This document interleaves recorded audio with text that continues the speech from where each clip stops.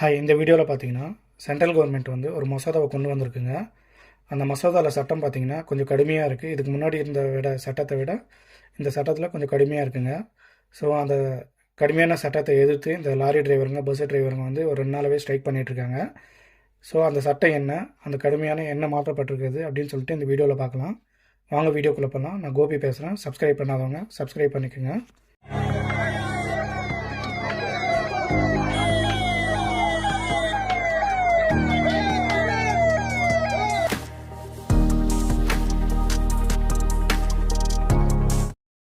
இந்த மசோதா பார்த்திங்கன்னா கடந்த ஆகஸ்ட் மாதம் அமித்ஷா வந்து லோக்சபாலையும் ராஜ்யசபாலையும் கொண்டு வராருங்க. அதுக்கடுத்தது பார்த்திங்கன்னா இந்த மசோதா வந்து பெருமையான்மையான அவங்க வந்து வாக்களித்து அந்த மசோதாவை வந்து நிறைவேற்றுறாங்க. எப்போ நிறைவேற்றப்பட்டது பார்த்திங்கன்னா 21 டிசம்பர் 2023 நிறைவேற்றப்பட்டதுங்க. இந்த சட்டம் என்ன சொல்லுதுன்னா, இதுக்கு முன்னாடி வந்து நம்ம எந்த சட்டத்தை ஃபாலோ பண்ணிட்டு வந்தோம்னா, பிரிட்டிஷ் கவர்மெண்ட்டு நம்ம 1947 அப்போத்துலேருந்து சட்டம் எழுதப்பட்டது. அந்த சட்டத்தை நம்ம இது வரைக்கும் ஃபாலோ பண்ணிகிட்ருக்கோம். ஆனால் இந்த சட்டம் பார்த்திங்கன்னா இப்போது இவங்க மசோதா வந்து பாஸ் ஆகிருக்கு இல்லைங்க. இந்த மசோதா என்ன சொல்லுதுன்னா, கம்ப்ளீட்டாக இப்போ வரைக்கும் இந்த சட்டத்தை வந்து இந்த குற்றங்கள் செய்கிறவங்க வந்து கம்ப்ளீட்டாக வந்து மாற்றி கம்ப்ளீட்டாக வந்து அந்த குற்றங்களுக்கு வந்து இன்னும் அதிகமாகவோ இன்னும் கம்மியாக கொடுக்குற அளவுக்கு இந்த மசோதா வந்து நிறைவேற்றப்பட்டதுங்க. அதாவது இந்த மசோதா பேர் பார்த்திங்கன்னா பாரதிய நியாய சன்ஹிதா. இதுக்கு கீழே வந்து 2 சட்டம் வருதுங்க. என்னென்னு பார்த்தீங்கன்னா பாரதிய நாகரிக சுரக்ஷா சன்ஹிதா, பாரதிய சாக்ஷியா சட்டம் 2023ங்க. அதான் சொன்ன மாதிரி தான் இந்த மசோதா என்னென்னா கம்ப்ளீட்டாக வந்து இப்போ இருக்க மொத்தையும் ஐபிசி மொத்தத்தையும் அப்படியே மாற்றிட்டு அந்த குற்றங்களுக்கான வந்து தண்டனையும் வந்து மாற்றுற மாதிரி இந்த மசோதா வந்து வருங்க. இந்த மசோதாவில் பார்த்தீங்கன்னா ஃபஸ்ட்டு ஹிட் அண்ட் ரன் குற்றங்களுக்கான தண்டனைகளை வந்து அதிகப்படுத்தியிருக்காங்க. இதுக்கு முன்னாடி இருந்த வந்து ஹிட் அண்ட் ரன் குற்றங்களுக்கு தண்டனை பார்த்திங்கன்னா ஒரு 2 வருஷம் ஃபைன் அமௌண்ட்டுங்க, கொஞ்சம் ஃபைன் அமௌண்ட்டு.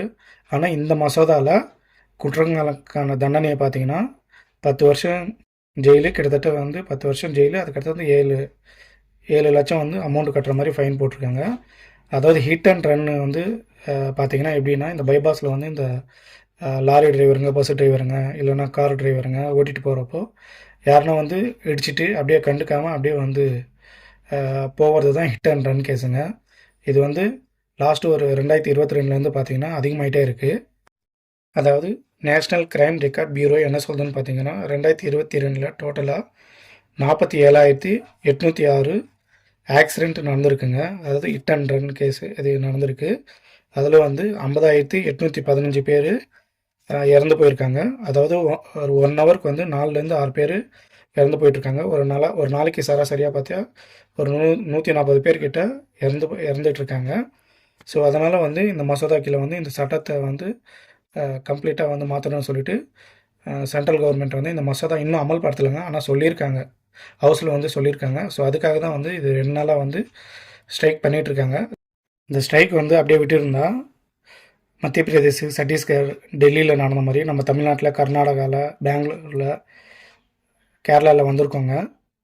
ஆனால் வந்து அதுக்கு முன்னாடியே வந்து சென்ட்ரல் கவர்மெண்ட் வந்து ரியாக்ட் ஆகி இது மாதிரி வந்து இதுவே வந்து இந்த சட்டம் வந்து இம்ப்ளிமெண்ட் பண்ண மாட்டோம், ஹவுஸில் இருக்கிறவங்க எல்லாக்கிட்டையும் பேசிவிட்டு நாங்கள் வந்து இம்ப்ளிமெண்ட் பண்ணுறோன்னு சொல்லியிருக்காங்க. அதனால் வந்து இவங்க வந்து திருப்பியும் வந்து அந்த ஸ்ட்ரைக்கை வாபஸ் வாங்கி திருப்பியும் பழையபடி வேலைக்கு போயிட்டாங்க.